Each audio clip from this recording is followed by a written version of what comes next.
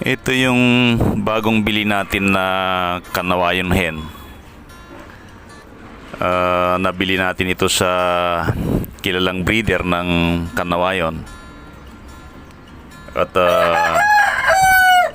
susubukan nating i-breed ito sa ating baldadong white hat sa Henny. At titingnan natin kung ano magiging labas ng kanilang mga anak. Itong ating broodcock ay baldado na nga lang ito. Pilay na. Dahil nung huling inilaban namin ito ay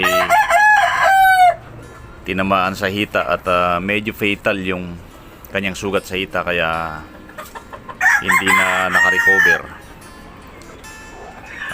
Nagiging pilay na ito, baldado na.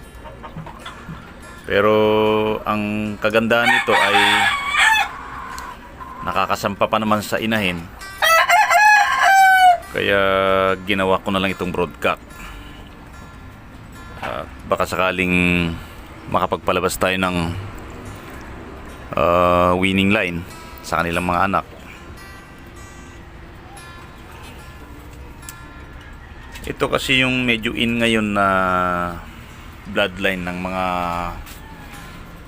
manok panabong, yung Kanawayon, na medyo may presyo ito sa market.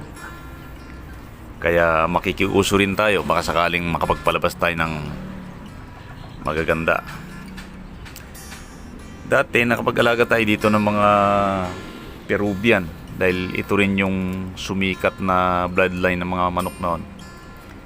Pero sa ngayon kasi ay nanlamig na yung lahi ng manok na ito.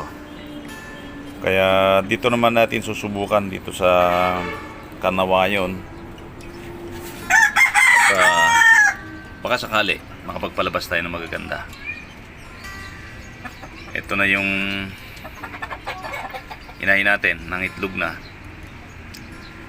At umaasa tayo na medyo marami-rami ng konti yung kanyang maitlog, para hindi naman masayang yung ating effort na magbe-breed. So titingnan natin kung mapaparami natin ito.